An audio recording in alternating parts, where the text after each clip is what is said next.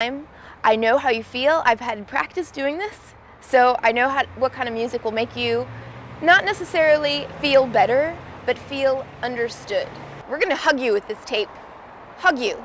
Since this mix is going to be a little bit sad, I thought that I would pep it up a little bit by showing you guys murals. There are all these cool art murals in Culver City, and you're gonna get to see some in this video. Song number 1 on your breakup mixtape is called Next Girl by the Black Keys. I think this song is very intuitive and sort of like deeply moving. It's not even that angry of a song. It's like, that wasn't what I needed. I need something else. The thing that really resonates for me in this song is that he talks about loving someone who won't love themselves. I'm sure we've all gone through that. It's difficult. So that's what this song is about. It's really good. The Black Keys are 2 young skinny white dudes who don't sound like 2 young skinny white dudes. They have too much like blues infused into their bodies. They're awesome, and a lot of their songs are great, but this one's really good. Go listen.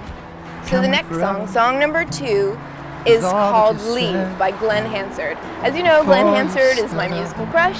He's also been in The Frames, The Swell Season. He was in the movie Once, and also when he was much younger in the movie The Commitments. He's multi-talented. He's a good actor and a good musician. This song is probably the only angry song we have on the mix. He's angrily telling someone to get out. This was in the movie Once, and I'm pretty sure it was recorded for that. Go listen to him telling this woman off. It's pretty satisfying. If you're angry about your breakup, this song will be very satisfying. I thought that this mural of 2 wrestlers would really tie in with the whole angry thing. Hope you feel better. So the next song is called Bang Bang, My Baby Shot Me Down. And Nancy Sinatra is the one singing it.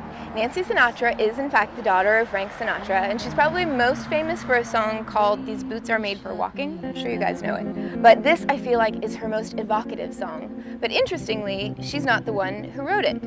Sonny Bono wrote it for Cher, and Cher was the first person that performed it. But Nancy's the one who made the song famous, I guess. And it could be called a guilty pleasure because it's used fairly prominently in the movie Kill Bill. I thought that this was a song only I knew, and then I was like, oh, I know so many obscure songs, but apparently Quentin Tarantino knew about it too, and told more people about it than I did.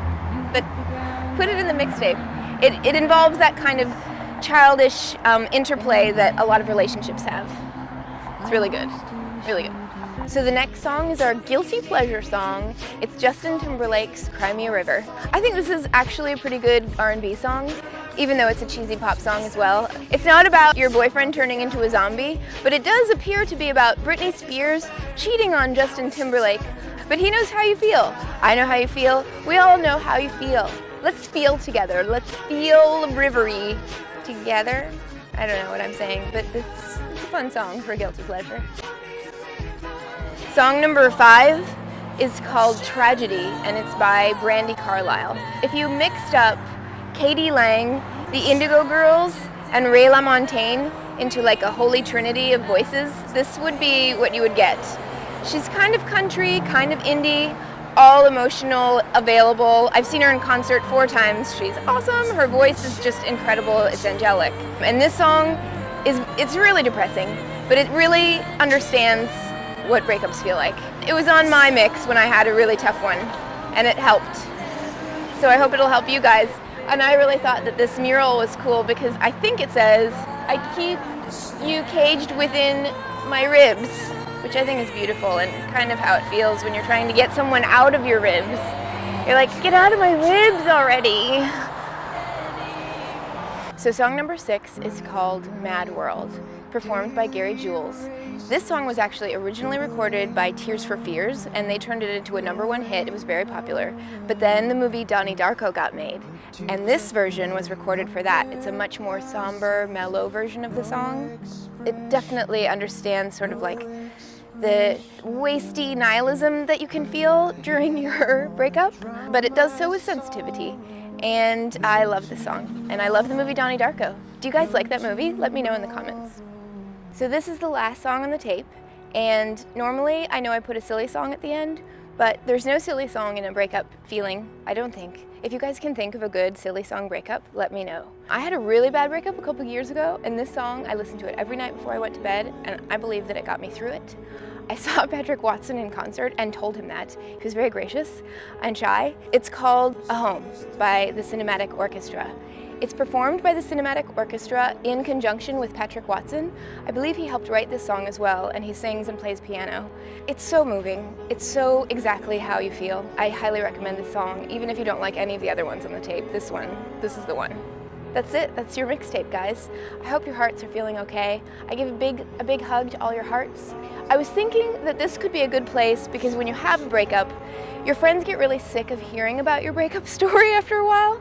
You can tell it to me. Go ahead and write me your breakup story in the comments, even if it was 10 years ago, but you still have that niggling heart pain. Go ahead. Pour your hearts out. Pour your hearts out in the comments. I want to hear. I'm going to give you fist kisses. Eskimo kisses, butterfly kisses, elephant kisses, and phoenix bird kisses. Okay. This is a phoenix painting. All right, I'm going to go.